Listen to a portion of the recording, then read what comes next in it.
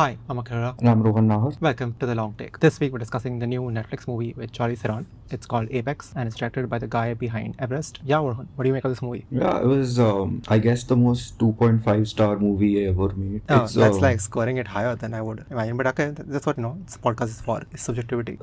About Apex, a movie that you forget while you watch it. Yeah, I was ready to forget it existed. And I'm pretty sure I will do the same thing right after we're done recording. It's one of those movies where they're not even trying to, I don't know, be like a moderately memorable kind of movie. They know that you're going to watch it and never think about it again. Yeah, they're not even trying to do the thing that we hate, right? Where they try to start a franchise, which is what the last time they did with a Charlize Theron Netflix movie with when we almost started the podcast 6 years ago. So at least give us something to insult to be how dare you start another franchise. They don't even do that. They're no, we're done, we'll move on. Yeah, everybody just got paid 5 times their normal asking rate. Do you think so? Do you think this movie had a good enough budget?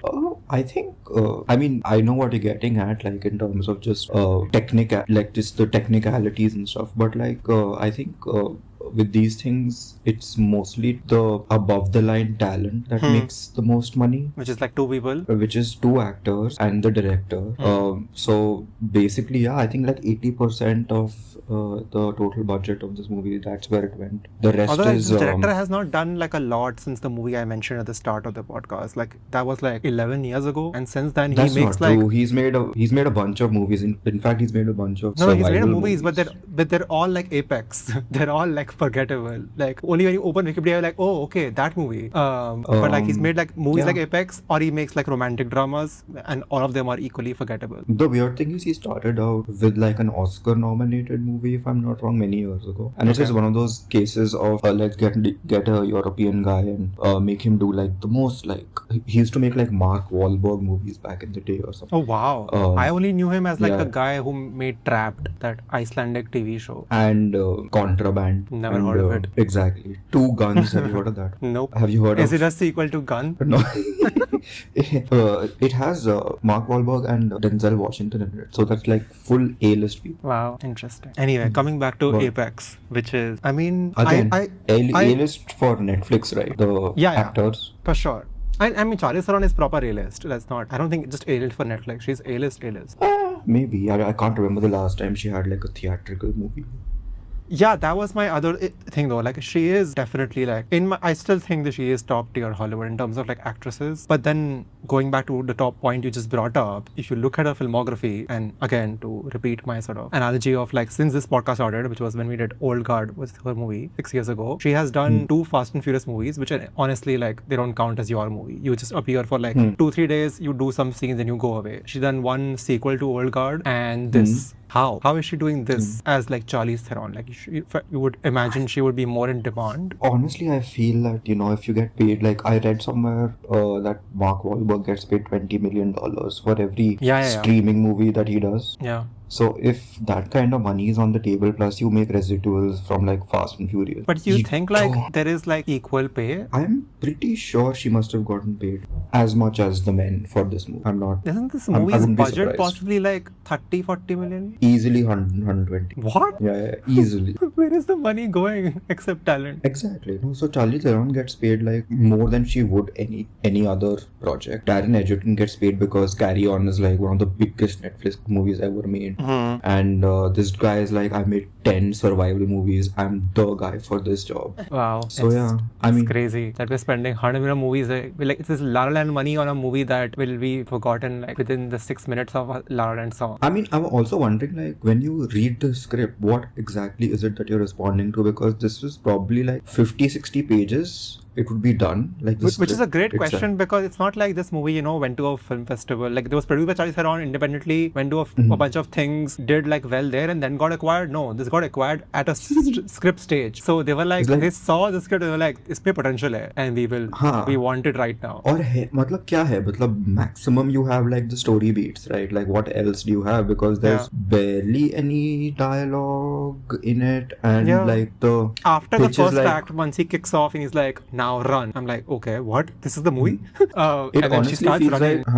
They had that scene in which he basically lays down the premise of the movie, and that's what they pitched it with, and they were oh yeah, great. That's the only thing we need. And baki banate rahe. Seriously, like you can just walk into like a streaming service office and say my movie is a one-person Hunger Games and you get $100 million these days. Yeah, I mean, if Charlize Theron comes attached and she's already done like. Also, I Yeah. don't know if you know, Olga 2 was apparently it was fully filmed. And they shelved because it was so I don't know why, because it was so bad or whatever. And Charlize Theron had to really like use all of her like whatever clout to get it released, which is unusual for Netflix because as we've spoken about many times, I know, they will release they will release anything unless it's called Bahubali before the beginning. Or there are a couple of more examples we have, but yeah, we get the gist. So yeah, so maybe like Netflix owed her one like sorry हमने Olga 2 के साथ इतना बुरा किया, आप एक और बना लो madam. But this was made like before that happened, I'm guessing, because Olga was last year, I'm guessing, Olga right? 2, yeah. Yeah, Olga 2 was last year. This movie was like acquired in like 2024. So I'm guessing Olga 2 they must have been like in production or like shelved stage in 2024. Oh, it's like a one for you, one for me thing. So you give us Olga 2 and we give you Apex. I mean that's weird because it seems like they're both for Netflix, you know. Like, oh. Oh god, I don't know how like this company is being run anymore. Like I wasn't too annoyed by this movie. Like I felt like a couple of times it goes into like unexpected directions, which is I mean all of it is the grieving sort of subplot and the lone woman getting preyed on in Australia. It's quite like familiar territory, but then the last 30 minutes when she's like, I'm going to like climb this mountain with you attached to me, and I was like, I did not expect that. So for like what that's worth, I'm like, theek hai. Yeah, at least they did not abandon. Like for the longest time I thought the initial 15 minutes was just like, you know, we need to sketch some backstory for this character and then they forget about it. But the fact that they come back to it emotionally, that oh no, that mountain thing matters and she has to do it again, at least like it felt like a moment that you are, you know, creatively at least you're thinking that's how narrative works. You know, you see a lot of Bollywood movies where like they write the movie like pehle and then they write the things behind it. Yeah, I mean also it's like interesting dramatically when your protagonist and antagonist are basically literally attached to each other, but they can't do anything about it. Although the movie does it, it's like Saw, right? But it doesn't really do anything with it. It's like the best idea that it has is like, let me climb this mountain and in some weird way do like a Andrew Garfield, Gwen Stacy. Oh my god, it's an insane thing to invoke, but yeah, sure. And but then the weird thing is that वो शुरू करते हैं, they go down this path and you're like, okay, and then midway through they just abandon it and then they're like, acha now hum free solo karenge. Okay, yeah, I was like, this is the same streaming service which like hosted a live version of this. Why are you giving us the B movie version now? Yeah. I mean, he dies, like the villain dies, and you're like, okay, I mean, whatever inventive left turn you took 10 minutes ago, it's like you've erased it now because you've done the exact thing everybody thought you were going to do. And then we just watch her do like Mission Impossible 2 thoda sa time ke liye. And that and when the movie ends you're like, okay. I guess this is as far as you could stretch it. Yeah, and it's like 90 minutes, like not counting credits. So it's almost like, it's not a movie you watch. It's like the definition of, I've done 15 other things, but then when you turn your head to, acha kya ho raha hai? Oh, acha wo bhaag rahi hai, wo piche banda. It's insane to say this about an action movie, but you could, as you said, leave at like minute 35 and come back at minute 75 and be like, oh, abhi bhi bhaag hi rahe hain. But there are some weird bodies in some cave. Yeah, it's not even actually, that's a weird thing that happens, right? I don't know if you watched, funnily enough, another movie set in Australia. I think it was called like Dangerous Animals or something, where this crazy Australian guy, he kidnaps women and then it is revealed that he's a serial killer, but he takes them to his like fishing boat or something, and then he like ritualistically lowers them into the ocean where sharks feed on them. What? And he like makes he makes snuff films. This is a documentary. No, it's a movie. Oh, okay, thank God.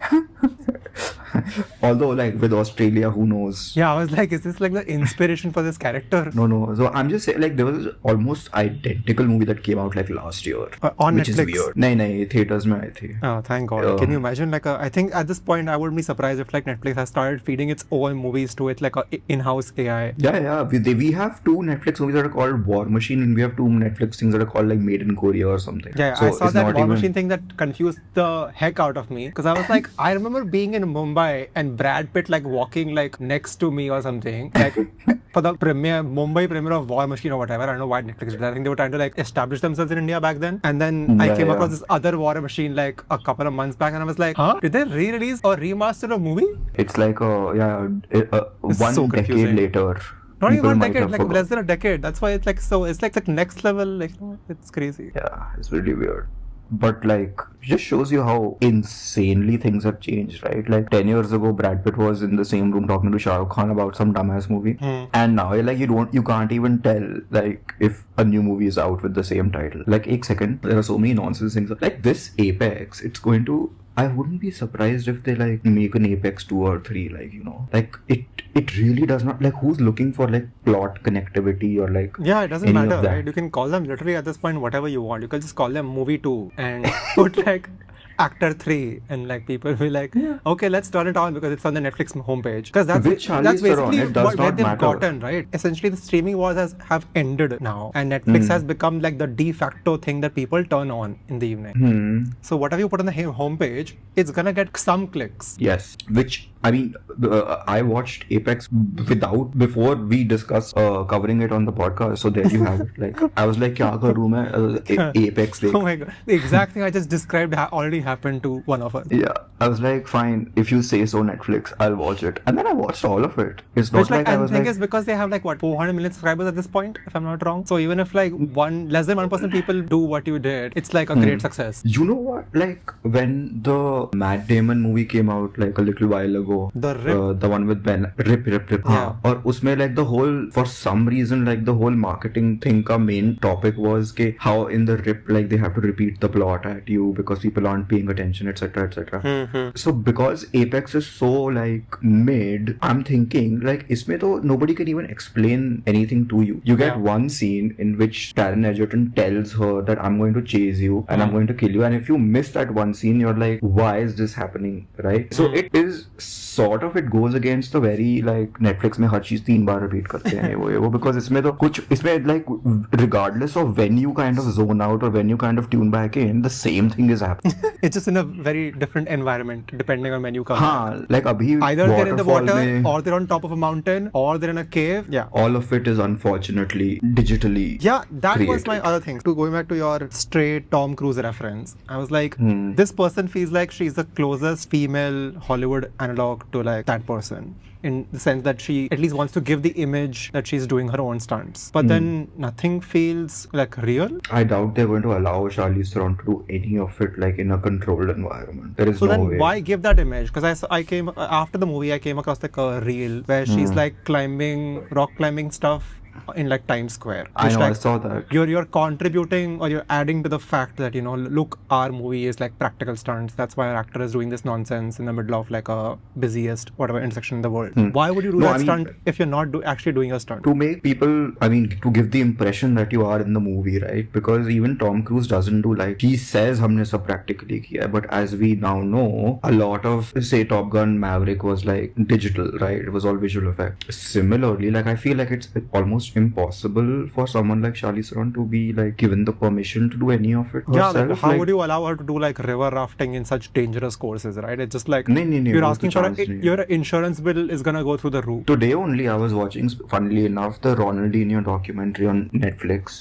This is like monoculture in real time. But uske andar when he was signing with like, I don't know, say Milan or something, like when they read out part of his like contract, it says that he isn't going to be allowed to do like skiing, rafting, diving. ये सब बोलते हैं कि ये भैया not allowed. Yeah. तो I'm pretty sure like Charlize Theron का भी होता है कि for the period that you're working on this movie, you are not going to jump into a swimming pool even honestly. Yeah, your face is insured for this money, your hands are insured for this money. Don't you dare do anything. Otherwise, this is your own production. You're in jeopardy and your movie will be cancelled. Like I'm pretty sure. So anyway, all of this is just like, I don't know, smoke and mirrors. You know, okay, oh look, she climbed. I mean, you can say पीछे कुछ भी real नहीं है, तो क्या climb क्या कर रहे हो? Yeah. I guess they went to Australia though. I don't know. So honestly, आजकल वो भी तो होता है कि like Priyanka Chopra is going around saying we filmed that pirate movie with the bluff in Australia, but then what she is neglecting to let you know is that they filmed it in Australia, but on like an Australian soundstage. Yeah, which happens all the time.